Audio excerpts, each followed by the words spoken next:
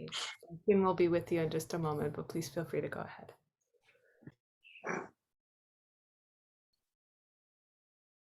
Good evening, everybody.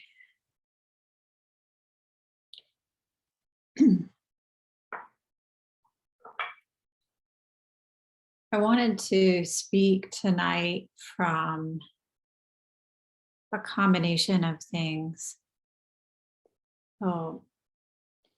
Recently, we honored Indigenous Peoples Day, and when doing so, I was reminded of this book that I really liked, and it's called Neither Wolf Nor Dog. And the book is just a book. It's not so much that the book itself is really wonderful. It's what's said in the book. And it's not so much what the one person is saying. It's the essential truths that this one person is expressing that we can connect with. So the book is the story. Can you hear me okay? Sorry. Okay. So the book is a story of, it's not really a story, but it's a Lakota elder invites this white man who's a writer because he wants to express some things and he wants to connect those things. And the white man follows around the elder and listens. Really, that's how he learns. And he watches. And there are long periods of silence. And they travel through the landscape of probably North Dakota area. And in the middle of that, the lessons of the old man merge together with the lessons of the landscape and the land itself. And this is why I love this book. And this is also why I love the Mountains and Waters Sutra by Eihei Dogen, the Sanskrit Kyo. I think it's my favorite. No, I'm definitely sure it's my favorite thing that Dogen offered to us. It also takes us to the lessons of the mountains and the waters, which are all around us as our teachers. And so the combination of Indigenous Peoples Day, which we made into Indigenous Peoples Week or weeks, and the climate summit and what's happening with that and the climate emergency have really come together. And the way that they've come together, really listening and paying attention to the teachings of the natural world around us, have given me a feeling of hope in a situation that can also feel, that can often feel quite hopeless. So I want to start today by first part of the Mountains and Waters Sutra. So again, this is Dogen Zenji, the founder of Soto Zen, which is our school of Zen. And this is the Mountains and Waters Sutra, and it starts like this.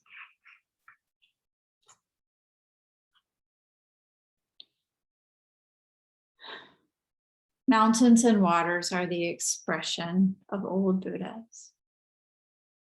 These mountains and waters of the present are the expression of the old Buddhas. Each abiding in its own Dharma state fulfills exhaustive virtues. Because they are the circumstances prior to the kalpa of emptiness, they are this life of the present. Because they are the self before the germination of any subtle sign, they are liberated in their actual appearance. Since the virtues of the mountains are high and broad, The spiritual power to ride the clouds is always mastered from the mountains. Well, when I read Dogen, it's really more like a poem than a teaching. So try to see if you can understand through your body, not your brain. So just let it sink into your pores more than your head. Since the virtues of the mountains are high and broad, the spiritual power to ride the clouds is always mastered from the mountains. And the marvelous ability to follow the wind is inevitably liberated from the mountains. Inevitably liberated.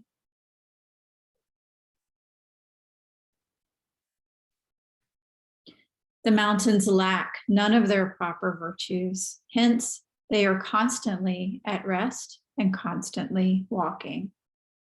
We must devote ourselves to a detailed study of this virtue of walking, since the walking of the mountains should be like that of people.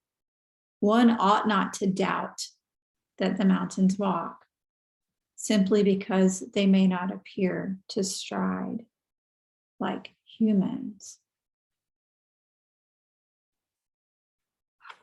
The blue mountains are not sentient. They are not insentient. We ourselves are not sentient. We are not insentient. We can have no doubt about these blue mountains walking. We do not know what measure of Dharma realms would be necessary to clarify the blue mountains.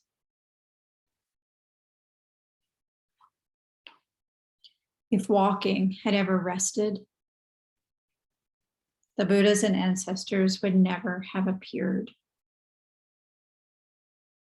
If walking were limited, the Buddha Dharma would never have reached us today. Stepping forward has never ceased. Stepping back has never ceased. Stepping forward does not oppose stepping back, nor does stepping back oppose stepping forward.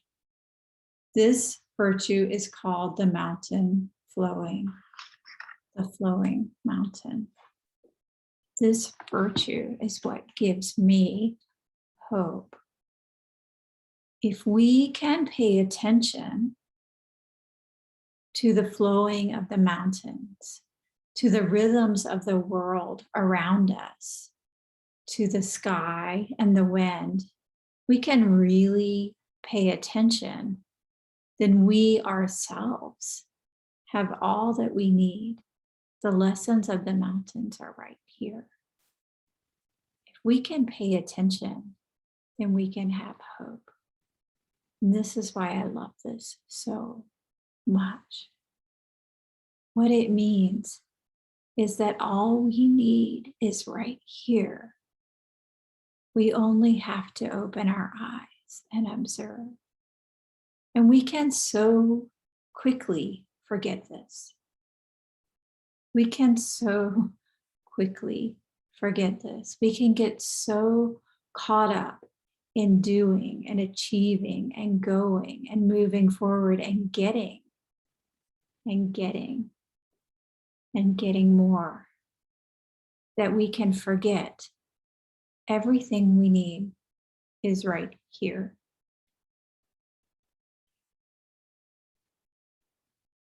When everything we need is right here, we have what's needed to solve the issues that are hurting the world around us. We start by taking the backwards step, as the Sutra teaches us, and so many others teach us. We take the backwards step. We move from getting to appreciation of what we have. We move backwards. and moving backwards from that grabbiness, from that need, that insatiable hunger that's really never filled. It just keeps getting more and more empty.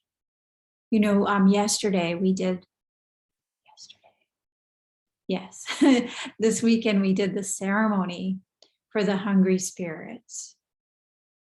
That ceremony in Japan we usually do in the summer, but in America, many of us have merged that with Halloween. We do the ceremony of the hungry spirits, and they're these spirits that are surrounded by everything that they need, but are actually starving because they can't take in the nourishment that's right here. Just like the candy. That first Snickers bar tastes so good. And then even like halfway through that first salty, sweet, crunchy bite, I don't know, it depends on your tolerance level. I hadn't had a Snickers for a while. So for me, about halfway through, I started to feel a little queasy, but sometimes I can make it through 1.5 before I start to feel a little queasy. But there's going to be a point on Halloween where we reach the point of queasiness, where we've taken more than we need. We were thinking about that yesterday, and I was thinking of Charlie and the Chocolate Factory. So when Charlie was a little kid and quite poor, every year on his birthday, he would get one chocolate bar, just one.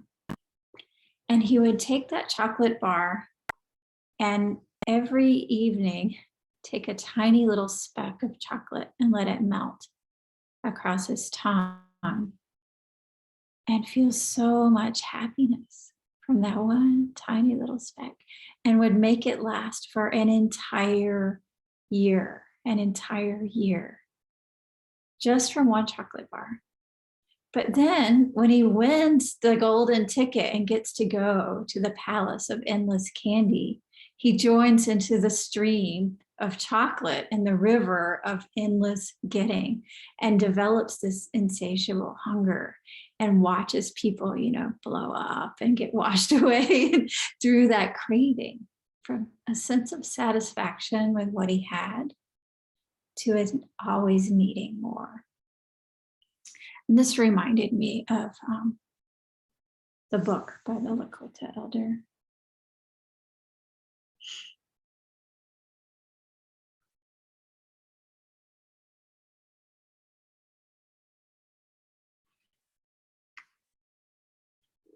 And he's talking about getting. His name is Dan, at least his English name is Dan. It doesn't give his Lakota name in this book. Owning things is what white people's lives are about. I watch TV and every ad I see tells me something is new. That means I should get it because what I have is old, and this is new. That's no reason to get something just because it's new. Your way teaches people to want. What you have is no good. What you don't have, new. What you don't have is new and better. So first you're told, this is mine and this is yours. Don't touch that. It doesn't belong to you. And then you're taught to keep away from things because of ownership, not because of respect. In the old days, we never had locks on our doors. There was no stealing. But if someone was hungry, they could go in your house and get food. That was all. Why didn't people take things? Because of respect. Next to bravery, generosity was the most important thing. And in Buddhism, generosity is the essence, the foundation of all of practice. Now we've turned around. We think that good people should be rewarded. But can't you see how much better it is when good people think they should give, not how much they should get? Good people think they should give, not get. When we shift our focus from getting to contentment and giving, it changes our entire world. It changes our entire world just by changing our perception. And we can learn these lessons just by looking around us. The sky doesn't ask, what can it get from us? It simply is. The water doesn't ask, what are you going to give me? It simply is. The earth doesn't ask, what are you doing for me here? It simply is under our feet. Even now, even right now, we can feel it. Even through the floor in our house, even if we're in an apartment, if you really pay attention, you can feel the earth. We don't really have to think about it. Gravity does the work for us. This is the lesson of the mountains. These are the lessons under our feet at every moment. At every moment. Freely available to us for nothing, asking nothing in return. We just have to open, be part of it, and receive.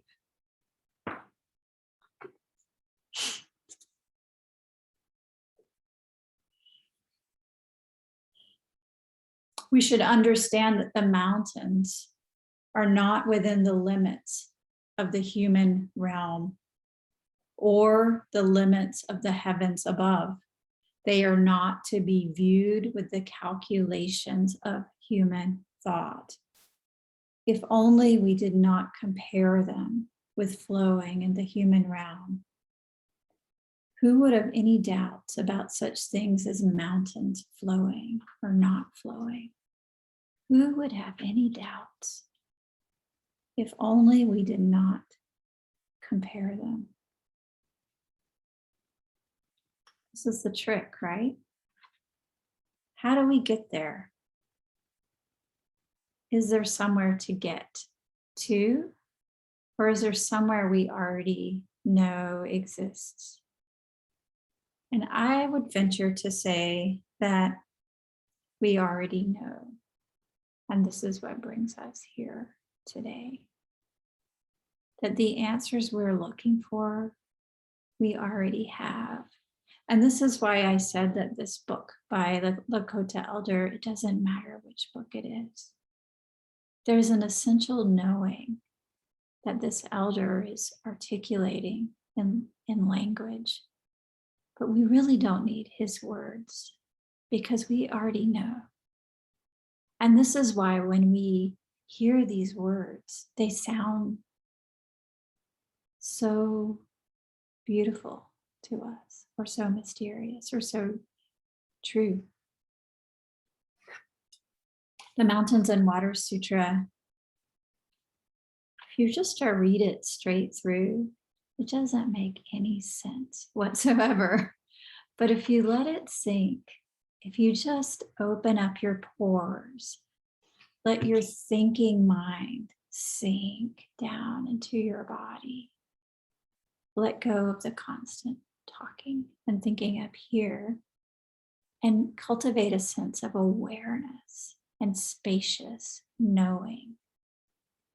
Then the lessons of the mountains and the waters are so available and so apparent to us. They're so real.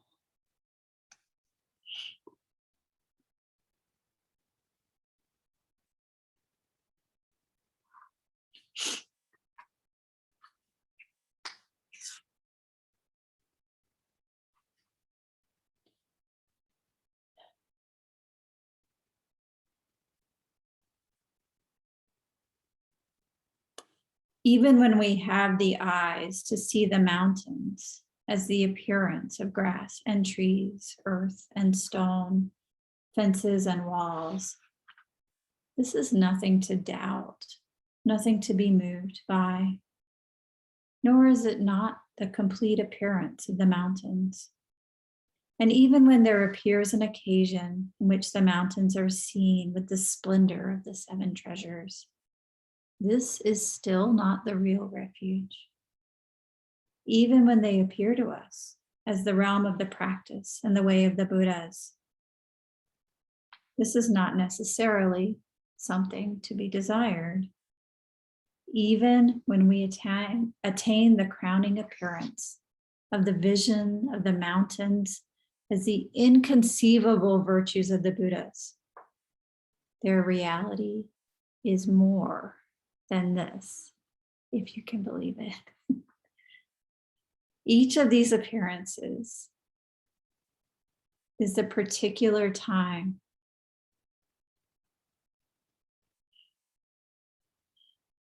sticking to words and sticking to phrases are not the words of liberation. They are the words that are free. There are words that are free from such realms. And these words are the blue mountains constantly walking. We should give this detailed investigation. The blue mountains constantly walking. Even if we live in the city, we can find moments of awe. I was listening to a talk on taking awe walks. I don't know if you heard that too. It was a thing a couple of months ago. You know, one of the many innumerable cures for our pandemic distress is we've been looking at the computer too much. You should take an awe walk. And I was like, okay, that sounds like a great idea. I'm going to take you up on that.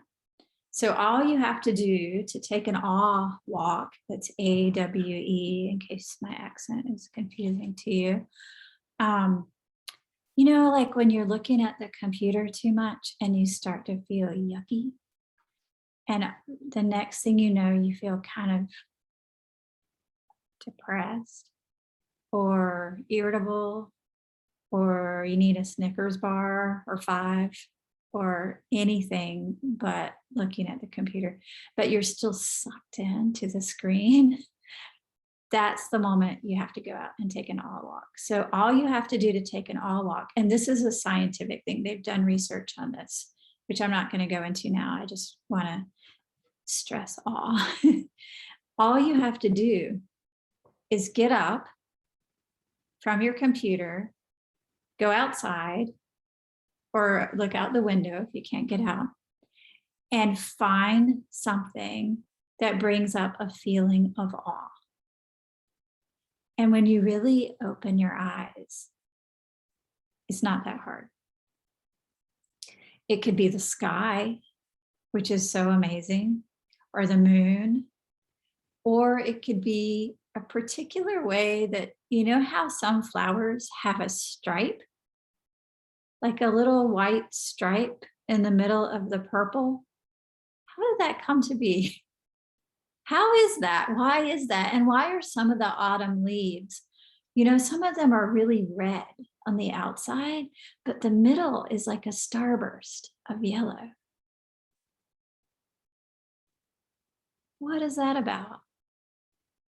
You have to find your own moments of awe. That was my awe from today, my lesson from my teachers, the mountains, who offered me the gift of the beautiful leaves of autumn, shaking me up out of my gloom of the computer.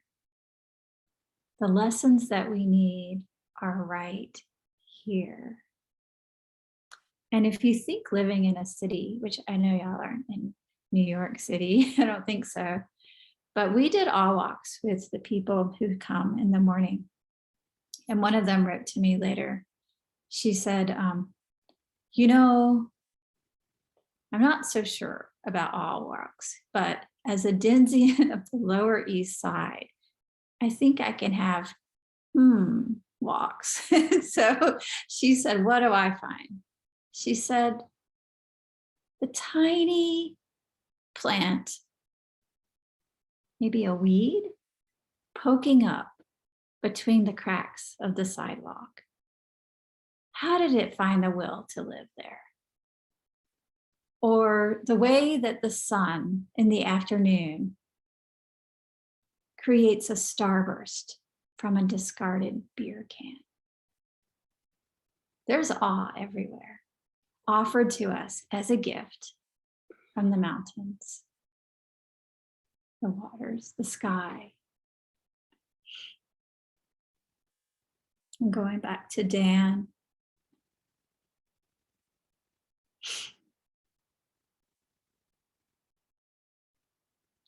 It wasn't like our land, like we owned land. It was the land where we hunted, where our ancestors were buried. It was the land that the Creator had given to us. It was the land where our sacred stories took place. It had sacred places on it. Our ceremonies were here. We knew the animals. They knew us.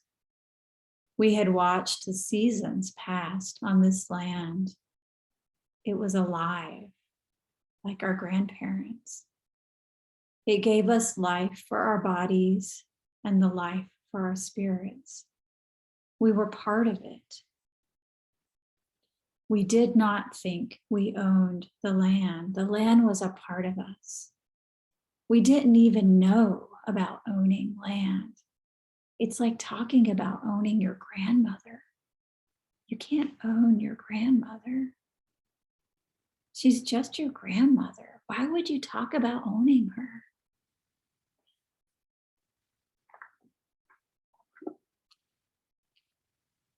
And Dogen Zenji answers.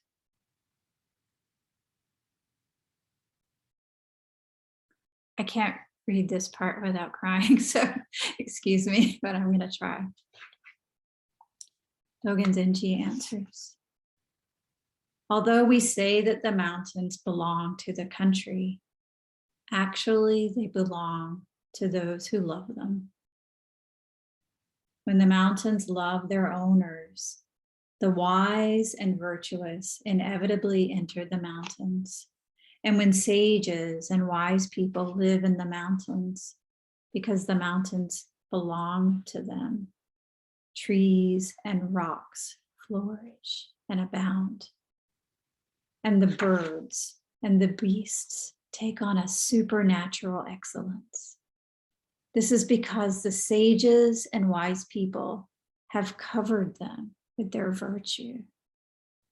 We should realize that the mountains actually take delight in wise people, actually take delight in sages. We should understand that the mountains are not within the limits of the human realm or the limits of the heavens above. They are not to be viewed with the calculations of human thought.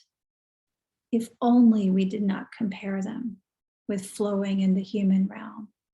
Who could have any doubts about such things as mountains flowing or not flowing? Who could have any doubts if we only open our hearts to look, to love? Many years ago, when I was first learning how to do loving kindness practice, I went outside and I studied a tree. And that tree right in front of me had lichen on it. And so I decided I'd practice loving kindness for the tree, really opening my awareness and letting my thinking mind settle. And it was during a silent retreat. So I had already been letting my mind settle for a few days. But I didn't get how to do loving kindness. I didn't understand this. I didn't know how to really open my heart and how also to receive. And what I learned as I really sat with the lichen was that the more I loved the lichen, the more the lichen loved me. And that made me want to love it more. And that made it love me more in return, until we were really fused in this mutual love for each other. And this is how it is with every single being, rock, tree, bird, air on the planet. The more we love them, the more love there is. And this is the solution. This is the only way forward. Looking for guidance from our teachers, the mountains, our teachers, the earth, our teacher, the water. Everything that we need is right here. Everything.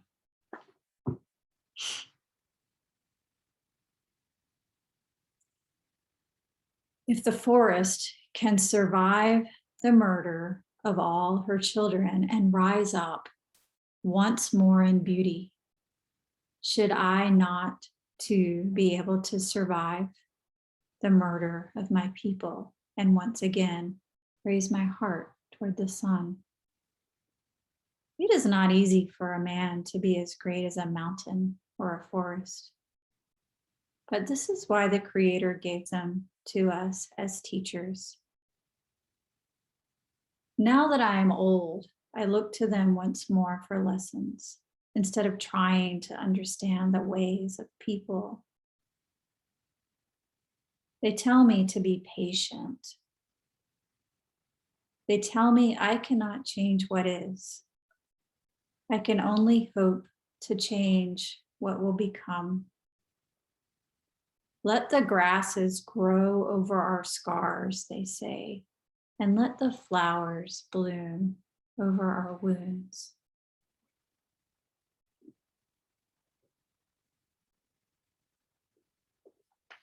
So much to learn if we just open, look, pay attention.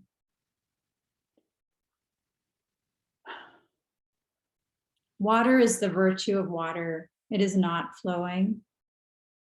In the thorough study of the flowing or not flowing of a single drop of water, the entirety of the 10,000 things is instantly realized. And among the mountains as well. There are mountains hidden in jewels. There are mountains hidden in marshes. Mountains hidden in the sky. There are mountains hidden in mountains. There is a study of mountains hidden in hiddenness. And old Buddha has said, mountains are mountains and waters are waters. These words do not say that mountains are mountains. They say that mountains are mountains. Therefore, we should thoroughly study these mountains. When we thoroughly study the mountains, this is the mountain training. Such mountains and waters themselves become wise, become sages. Thank you.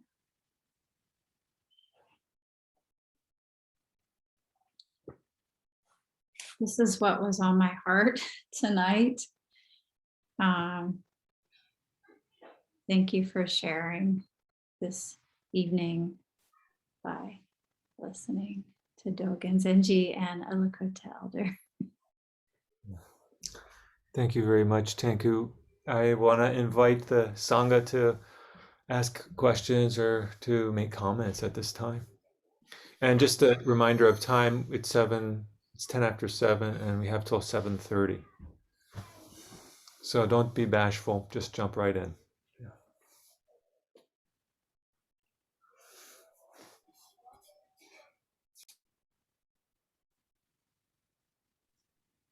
Do you have any advice about those who are about to receive the precepts? My goodness. I'll look to the mountains. Let's see.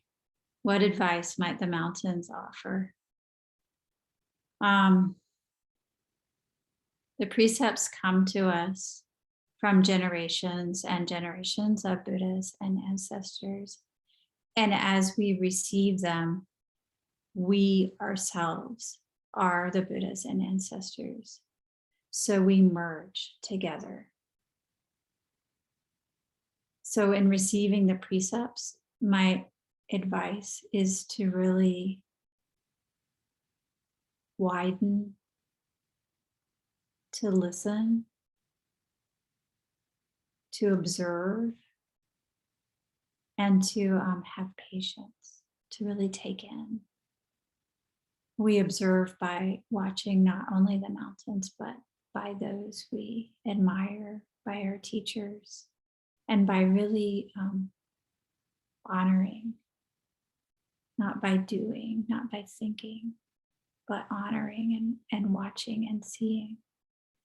And so I encourage you to make your peripheral vision wide and to let an understanding of the precepts come in through what you see in the world around you, not what you think. So I hope that's not too esoteric. The lessons aren't going to come out of somebody's mouth. They're going to come by watching somebody's example. And that example, that somebody could be a mountain or a rock or your teacher, maybe all of them. So the way to honor the Buddhas and ancestors who gave us these precepts is by honoring, by making that an active verb. Really honor.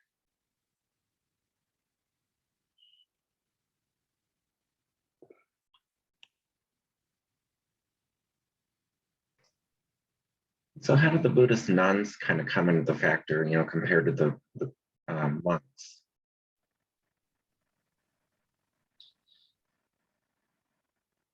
I'm not sure where you're going. Well, I mean, I think to, protect the Sutra, am I understanding that correctly? To protect the Sutra? I think so. I mean, maybe I'm misunderstanding. Mm-hmm. I don't know. I think I would, in terms of how it relates to what I'm speaking of tonight, I would say not to limit ourselves to monks, nuns, waters, rocks, but to really take in the lessons that are here and to widen out a bit, at least for this evening. And at the same time, we have the specificity of those things as well. One of my teachers showed up for a ceremony that I was in. He was in his 90s. And he was so urgent. He had so much urgency to honor the Dharma, to practice. And what he said in his talk, so the entranceway to the temple had these, like in Japan, they have these kind of white rocks, these gravel rocks that they put in front of things. And he said, I'm an old man now. And what I realize is that even the smallest stone will outlive me. So take that. Are there others who want to comment? This is a hard talk to comment on. I'm sorry, Daishin, but I've been talking about the sutra for the last month and a half, and it's hard to know what to say. I thought you did a fantastic job in communicating it, and it is not an easy sutra to understand, but you made it very practical. I'll just share, and maybe others could share too. What awe, if you're bereft of ideas of what to say, you can think of what gave you awe today when you think back. And to be honest, I wasn't trying to find awe this morning when I was getting on my second flight, but I noticed just outside of the window where the plane was that the sun was beginning to rise, and I was drawn to it. The sky, there was just this red around the cityscape, and in this just one area, and I knew, oh, it's right in front of me. No, it's right there. And so I walked towards the window, and I felt like there's some part of me that felt foolish because I was in an airport, but I thought, no, this needs to happen. And I just put my hands together and I started reciting a mantra to the sun. Yeah. And it's as a way of connecting to the sun as it was rising up, and to see the light coming. That's my moment, and I'm gonna stick with it. But I think, just to say, this is one example. Sometimes to really appreciate something, we might feel a little awkward doing it, but I think we really need to be okay with being awkward, and just do it. So, thank you. Lovely. I really appreciated the talk as well. I grew up in northern Utah and spent a great deal of time in the mountains there. Before I could articulate anything about them, and I probably still can't. Now in central Iowa, our mountains are rivers or fields or plants or the moon. I happen to be reading a book by Gary Snyder now, which is a poem that he wrote, a book-length poem he wrote over the course of about 40 years, about mountains and rivers without ends. He finds them in New York City and San Francisco, and a lookout in Washington State, where he's spent some summers, and cafeterias, So I think it's wherever you find yourself being awake to whatever you're in.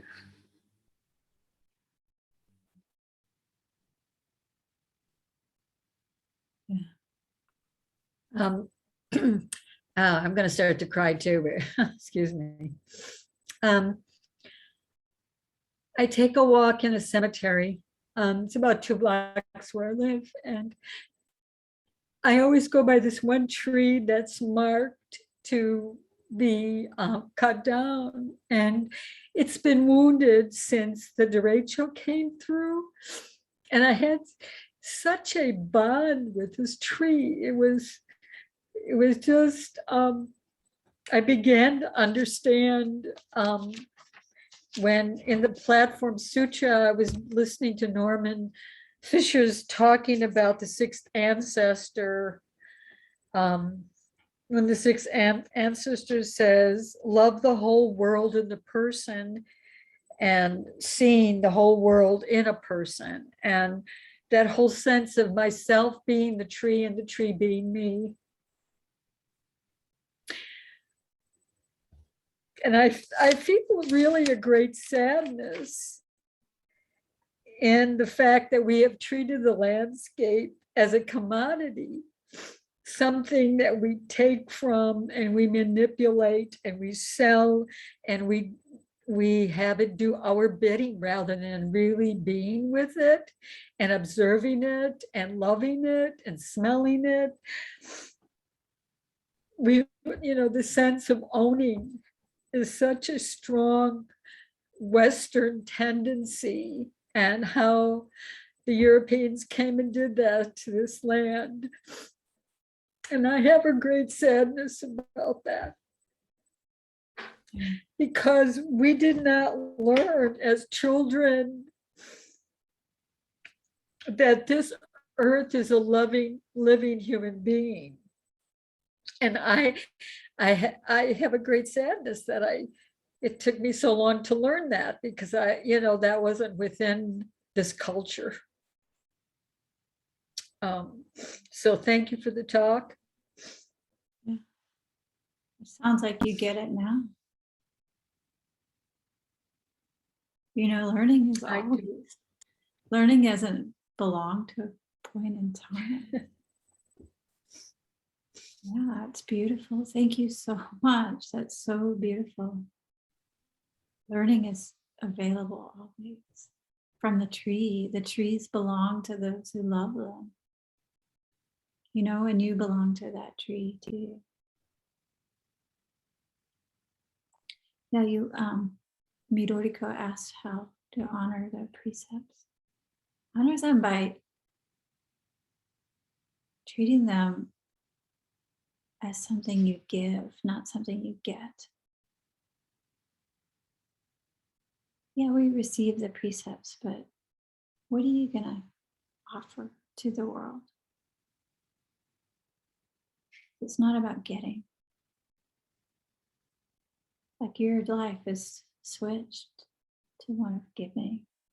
It's so rich, right? The more love we give to the tree, the more it gives back. And this consumer constantly getting, the solution is also here, We just take the backward step. It's not that hard, and simplify. We really don't need a bunch of new stuff. And who cares if Amazon is broken before Christmas? Don't get on the train and order a whole bunch of crap here in November just because. Get off the train. Find something easier or simple. Something wonderful that way.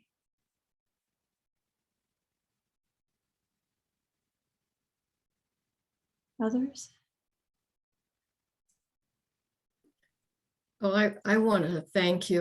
This has been just marvelous. I appreciate what your teachings. And I just had so many. I love nature. I love being out in nature. I get nurtured by it. And just had several different thoughts run through my head. I just feel like I'll make it brief, but share this experience. A few years ago, I helped coordinate some activities for children, 6, 7, 8 years old, with an organization, and got them out into nature. And these are children who live in an impoverished area, so their parents don't have cars to take them to a park. Or if they do, they can't afford the gas, so they live surrounded by concrete. It was so interesting how this one little girl, we were in a prairie area, and she didn't want to sit down. She was like a 6, 7-year-old, and she was next to me, and she didn't want to sit down on the ground. She was scared. And eventually she did sit down next to me. But it's interesting, if we can get, I just found that the children, they adapt so quickly if they've got some role modeling, and how important that is to get them out into nature. Yeah. And I know that there are studies that, help them calm down, and they go back to the schoolroom and they're more productive and all of that. So it's just magical in a way. So thank you.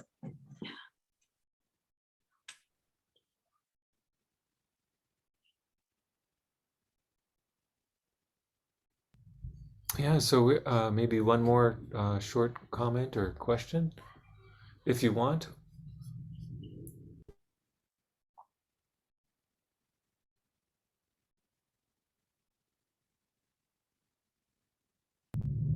Well, one thing I want to share here, just kind of shift a little bit, transition. I think probably none of you know this, but or maybe some of you might know this, but we have an ethics statement on our website And that's there to hold me accountable and Jisho accountable to the Sangha and to Zen fields.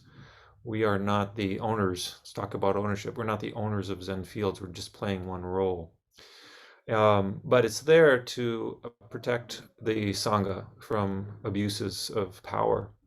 And this is what probably none of you know, is that Tenku is part of our ethics process. A few years ago, I asked her to be within our ethics statement, so that if there's some issues in the Sangha and you don't feel comfortable going to me or going to Jisho, you can go to Tenku is one of the priests on that, and Zuiko Redding in Cedar Rapids Zen Center is another priest. That's so we are, as a network of priests, we hold each other accountable, and I'm accountable to two larger organizations as well. So I want to admit, this is a good opportunity to share that with you all, because I don't get much. I put these things down in writing and then I forget about them, but this is a real thing. So that's one thing. Another thing before we go, why don't we close with the 4 vows here in just a moment, but or actually the dedication of merit. The other thing I want to mention is Jisho is doing a half day of Zen at the Pure Land on this Saturday, half day of Zen at the Pure Land. So if you are interested and have the time, please join her there. All right. Any other announcements? I'm just putting that out there. But if there's anything else that you want to make sure gets said this evening. Okay. All right. Well, let's do the dedication of merit. We'll say it once just so you guys get refreshed. We're not always so consistent with saying some of these chants, but this one we'll chant it. May this merit extend universally to all, so that we together with all beings realize the Buddha way. And then we recite all Buddhas throughout space and time, all honored ones, bodhisattvas, mahasattvas, wisdom beyond wisdom, mahaprajna paramita. Okay, so why don't we do that together, and then we'll close for this evening. And Tenku, again, thank you very much for sharing the Dharma with us this evening. May this merit extend universally to all, so that we, together with all beings, realize the Buddha way. All Buddhas throughout space and time, all honored ones, bodhisattvas, mahasattvas, wisdom beyond wisdom, mahaprajna paramita. And then closing 3 bows to the Buddha, Dharma, and the Sangha.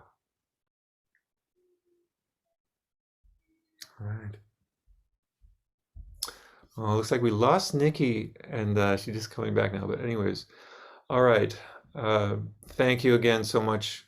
Thank you so much, Tenku. And thank you all for having me. Participating this evening. Yeah. All right. Take good care. And just one other thing is Tenku is a prolific writer. She's been writing for magazines like Buddha Dharma. And I had sent a link in a previous newsletter, but if you just Google Tenku and Buddha Dharma magazine, you can find some great articles from her. So check those out too if you're interested. Thank you. Okay, folks, that's all for this evening. Good night. Thank you. Good night, everybody. Good night. Good all. Night. Good night. Practice. Good night. Night.